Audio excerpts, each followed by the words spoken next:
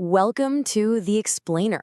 Today, we are diving deep into Italy. But we're not just talking about ancient ruins or the latest political drama. No, we're going to uncover the surprising, almost unbelievable line that connects an artichoke liqueur to the birth of AI, and how the legacy of a Formula One trailblazer is actually echoing in today's tech boom. You do, right? It's so easy to get caught up in the surface-level noise that we hear all the time. We're here to find those moments where it all just clicks. So that's our mission today. We're going to connect those dots. We'll weave together these forgotten business stories, incredible new tech, and big societal shifts to give you a much clearer, more insightful picture of what's really happening in Italy today. Let's get into it. Let's kick things off with the spark of individual genius. These incredible pioneers whose vision and honestly sheer willpower created ripples that we're still feeling today, often in the most unexpected ways. Okay, so meet Angelo Dalle Molle. This guy was a true visionary.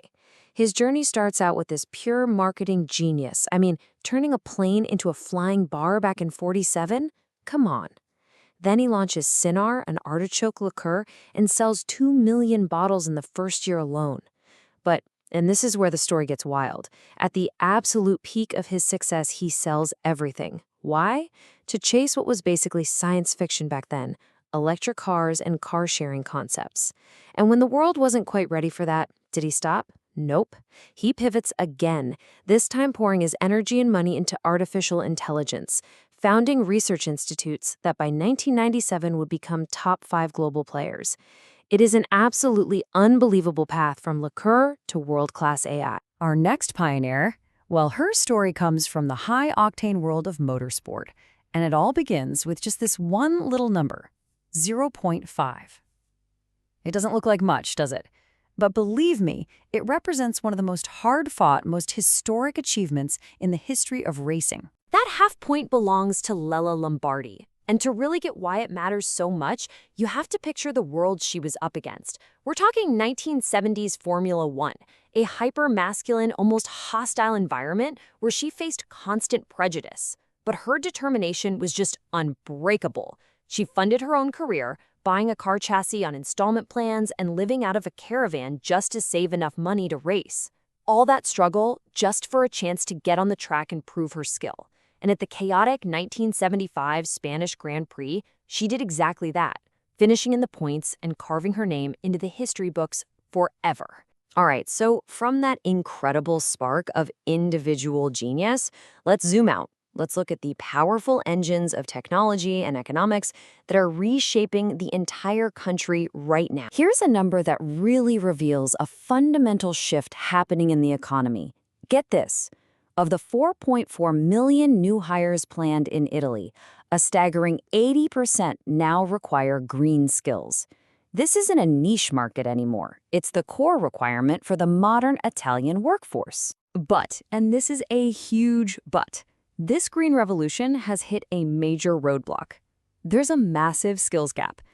Companies are desperate for people with sustainability know-how, but nearly half of these critical green jobs, 49.4% to be exact, are proving incredibly difficult to fill. And that's a huge challenge for the country's economic future. Now let's talk about a technological leap in a field that affects every single one of us, medicine. A hospital in Verona is the first in all of Europe to use a system called Hypersight, and it is a total game changer for cancer treatment. Here's how it works. It images a tumor with unbelievable precision, then delivers a targeted dose of radiation in just 6 seconds. 6 seconds. And the whole time, its AI is adapting in real time to protect all the healthy tissue around it.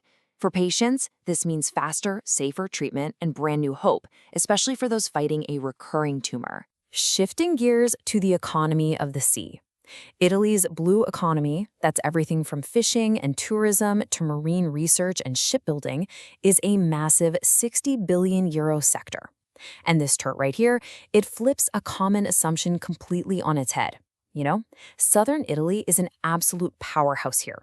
It contributes a third of the total value, over 37% of the jobs, and almost half of all the businesses in the entire sector. A real, powerful story of regional strength. And speaking of new economic frontiers, here's something that could be a huge game changer in manufacturing. There's a company called Arsenal Test Biorad, and they're trying to solve a really big problem. How do you make biomanufacturing, using tiny organisms to create products, cheap enough for everyday industries? Their secret weapon is what they call a scale-out approach. It's so clever. See, instead of perfecting a process in a clean, perfect lab and then spending a fortune trying to make it work in a big factory, they just flip it around. They bring the messy, real-world industrial conditions into the lab from day one, using tiny bioreactors. If they can nail this, it could slash development costs and totally revolutionize how we make everything from food to cosmetics. All right, for our final section, let's look at the texture of life itself, that unique place where Italy's incredible culture, its environment, and new government policies all meet and intersect. And what a place to start. The #1 beach in the entire world, according to a recent ranking, is Cala Goloritzé in Sardinia. The judges called it wild and breathtaking, which it is. But they praise something else just as much, the strict environmental protections. You have to hike in, and boats have to anchor way out at sea. It's a perfect example of how you preserve that raw beauty through really careful, thoughtful stewardship. Now, just picture this for a second. For the Italian Open, for the first time ever, they built a full, professional clay tennis court right in the middle of Rome's gorgeous Piazza del Popolo. And it's completely free for anyone to come and watch. What a brilliant idea, right? Bringing world-class sport directly into the heart of one of the world's most beautiful city squares. That blending of public space and culture also touches on policy. So let's look at 2 recent and very significant decrees that are affecting Italian schools.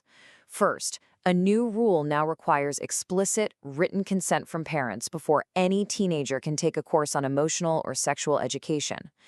Second, to tackle a rise in violence against school staff, a new measure makes arrest mandatory for any adult caught injuring a teacher or principal, and it comes with tougher penalties. On a bit of a lighter note, ever wonder which Italian city has the absolute best climate?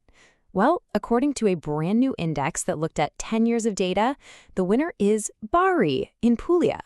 And a really clear pattern emerged from the data. The top 10 is just dominated by southern and coastal cities, which get those nice sea breezes and milder temperatures. Meanwhile, major inland cities like Milan and Florence found themselves ranked in the bottom half of the list. And we're going to end on a really powerful note of celebrating heritage. There's this incredible event called Monumenti Aperti, which means open monuments. For one weekend, the doors to over 800 normally closed castles, abbeys, and hidden historical gems just swing open to the public, and it's completely free. But the real magic isn't just the access, it's who's holding the keys. The entire event is powered by thousands of student and community volunteers sharing their own history with so much passion. They're literally making it come alive for everyone. So that really brings all of these different threads together, doesn't it? From those early AI visionaries to a protected beach to a new cancer treatment. And it leaves us with this one fascinating question. In our constant drive for innovation and for progress, what's the role of protecting beauty? What's the role of celebrating history? Where does it all fit? It's something to think about. Thanks so much for joining us on The Explainer.